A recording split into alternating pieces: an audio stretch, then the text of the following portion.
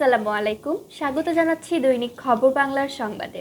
সাথে আছি আমি শারাফা বিনতে শরীফ নাবা। জানিয়ে দিচ্ছি সংবাদ শিরোনাম। শেখ হাসিনার ট্রেনে গুলি করা মামলায় কারামুক্ত হলেন ঈশ্বরদী বিএনপির ৩০ নেতাকর্মী। পাবনা ও ঈশ্বরদীতে দেয়া হলো ব্যাপক সংবর্ধনা। শুনছিলেন সংবাদ শিরোনাম, এবারে বিস্তারিত। শেখ হাসিনার ট্রেনে গুলি করা মামলায় ঈশ্বরদী বিএনপির ৩০ নেতাকর্মী জামিনে কারামুক্তি লাভ করেছেন। পাবনা ও ঈশ্বরদীতে তাদের ব্যাপক সংবর্ধনা দেওয়া হয়েছে। আওয়ামী লীগ সরকারের পতনের পর গত ২৭শে আগস্ট সুপ্রিম কোর্টের আপিল বিভাগের বিচারক এএসএম আব্দুল মবিন ও বিচারক মাহমুদ হাসান তালুকদারের যৌথ বেঞ্চ ঈশ্বরদী বিএনপির এই ৩০ নেতাকর্মীর জামিনের আদেশ দেন। ৫ বছর আগে ২০১৯ সালের ৩রা জুলাই পাবনার অতিরিক্ত জেলা ও দায়রা জজ আদালতের বিচারক রস্তম আলী এই মামলায় ৯ জনের ফাঁসি, ২৫ জনের যাবজ্জীবন ও ১৩ জনের ১০ বছর মেয়াদে কারাদণ্ডের আদেশ দিয়েছিলেন। স্থানীয় বিএনপির ৫২ জন নেতাকর্মীর বিরুদ্ধে মামলাটি করা হয়। মামলা চলাকালীন ৪ জন এবং রায় ঘোষণার পর কারাগারে ৩ জন আসামি মারা যান। অসুস্থতার কারণে ২ জন আসামিকে জামিন দেওয়া হয়েছিল। বাকি ৪৭ জন আসামি কারাগারে বন্দি অবস্থায় ছিলেন। তার মধ্যে গত ২৭শে আগস্ট আপিল বিভাগের আদালতের একটি বেঞ্চে ৩০ জনের জামিনের আদেশ দেয়া হয়। এই আদেশের প্রেক্ষিতে সোমবার সকালে রাজশাহী কারাগার থেকে ১৮ জন এবং রবিবার সন্ধ্যায় পাবনা কারাগার থেকে ১২ জন নেতাকর্মী মুক্তি লাভ করেন। মুক্তির পর বিএনপির চেয়ারপারসনের উপদেষ্টা ও পাবনা জেলা বিএনপির আহ্বায়ক হাবিবুর রহমান হাবিবের নেতৃত্বে সহস্রাধিক বিএনপির নেতাকর্মী শোভাযাত্রা করে কারামুক্ত নেতাকর্মীদের পাবনা জেলা বিএনপি কার্যালয়ে নিয়ে আসেন। সেখানে সদ্য কারামুক্ত নেতাকর্মীদের সংবর্ধনা দেয়া হয়। সংবর্ধনা অনুষ্ঠানে বক্তব্য দেওয়াকালে হাবিবুর রহমান হাবিব বলেন, এই মামলায় বিএনপির নেতাকর্মীদের ষড়যন্ত্রমূলকভাবে সাজা দেওয়া হয়েছিল। ঘটনার সময় ওই ট্রেনে আমি ছিলাম। ট্রেনে অবস্থানকারী তৎকালীন বিরোধী দলীয় নেত্রীর জীবনহানির মতো কোনো ঘটনা ঘটেনি। কেউই আহত হয়নি, এমনকি কারো গায়ে এক টুকরো কাচের আঘাত লাগেনি। মামলায় যাদের আসামি করে সাজা দেওয়া হয়েছিল তাদের অনেকেই ওই দিন কী ঘটনা ঘটেছিল তা জানত না। অথচ এই মামলায় ফরমায়েশি রায়ে ৯ জনকে ফাঁসি, ২৫ জনের যাবজ্জীবন কারাদণ্ড এবং ১৩ জনকে সশ্রম কারাদণ্ড দেয়া হয়। ৫টি বছর ধরে জেলখানায় এসব নেতাকর্মী নির্যাতিত হওয়ার পাশাপাশি পরিবারগুলো চরম দুর্ভোগের মধ্যে দিন কাটিয়েছেন। শেখ হাসিনার পতন না হলে আমরা এদের কারামুক্ত করতে পারতাম না। তিনি বিএনপির ভারপ্রাপ্ত চেয়ারম্যান তারেক রহমানের প্রতি কৃতজ্ঞতা জানিয়ে বলেন, তারেক রহমান এই পরিবারগুলোকে সাহায্য সহযোগিতার পাশাপাশি মামলা মোকদ্দমা দেখভাল করেছেন, যে কারণে হাইকোর্টে জামিন পেতে কারো একটি টাকাও খরচ করতে হয়নি।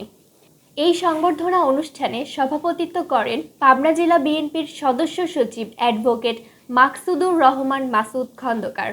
পরে কারামুক্ত নেতাদের নিয়ে ঈশ্বরদীতে আনন্দ মিছিল বের করা হয়। দীর্ঘদিন পর কারামুক্ত নেতাকর্মীদের এক নজর দেখার জন্য বিভিন্ন মোড় সরগরম হয়ে ওঠে। কারামুক্তদের পরিবারে আনন্দের বন্যা বয়ে যায়।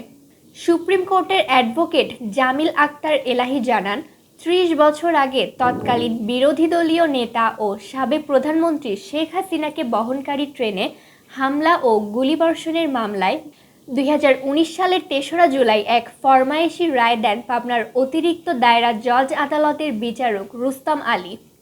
রায়ের বিরুদ্ধে আসামিপক্ষ সুপ্রিম কোর্টে আপিল করে। সুপ্রিম কোর্টের আপিল বিভাগ ১০ বছর সাজাপ্রাপ্ত ১২ জন ও যাবজ্জীবন সাজাপ্রাপ্ত ১৮ জনকে জামিন দেন। মামলা চলাকালীন ও কারাগারে বন্দি অবস্থায় মৃত্যুবরণকারীদের মামলা থেকে অব্যাহতি দেওয়া হয়েছে। এছাড়া শেখ হাসিনার ট্রেন বহরে হামলার মিথ্যা মামলা থেকে জামিনে মুক্তি পাওয়া বিএনপি নেতাকর্মীদের ঈশ্বরদীতেও সংবর্ধনা দেয়া হয়। বিএনপি নেতা জাকারিয়া পিন্টুর নির্দেশনায় ঈশ্বরদী উপজেলা ও পৌর বিএনপি নেতাকর্মীরা এ সংবর্ধনা অনুষ্ঠানের আয়োজন করেন। বুধবার বিকেলে ঈশ্বরদী বাস টার্মিনাল চত্বরে আয়োজিত এই সংবর্ধনা অনুষ্ঠানে সকল স্তরের বিএনপি নেতাকর্মীরা কারাগার থেকে সদ্য মুক্তি পাওয়া নেতাকর্মীদের ফুলেল শুভেচ্ছা জানান। এছাড়াও ফুলের মালা ও উত্তরীয় হিসাবে গামছা দিয়ে তাদের বরণ করে নেওয়া হয়। সংবর্ধনা অনুষ্ঠানে বক্তব্য দেওয়াকালে কারামুক্ত নেতারা বলেন, সাবেক প্রধানমন্ত্রী শেখ হাসিনা মিথ্যা মামলা দিয়ে বিএনপি নেতাকর্মীদের যেভাবে হয়রানি করেছে বিশ্ব ইতিহাসে তা বিরল। মানুষের উপর এত জুলুম নির্যাতন সৃষ্টিকর্তাও সহ্য করেন না। তাই ছাত্র জনতার গণ অভ্যুত্থানের মাধ্যমে তিনি স্বৈরাচার সরকারের পতনের ব্যবস্থা করেছেন। স্বৈরাচারের পতনের কারণে আমরা স্বাধীন দেশের স্বাদ অনুভব করতে পারছি।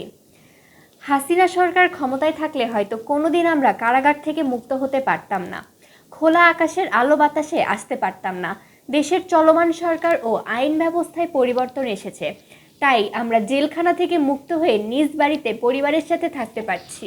সারা দেশের বিএনপি নেতাকর্মীদের মতো আমাদের পরিবারের উপরেও চরম নির্যাতন করেছে হাসিনা দলের সন্ত্রাসীরা। দীর্ঘ 16টি বছর পরিবার ছাড়া হয়ে কারাগারের জীবন ধারণ করতে হয়েছে আমাদের। মিথ্যা মামলায় বছরের পর বছর পরিবার পরিজন ছেড়ে কারাগারে থাকতে কেমন লাগে, তাদের পরিবারের কী অবস্থা হয়, আমরা যারা ভুক্তভোগী তারা তা সহজেই উপলব্ধি করতে পারি।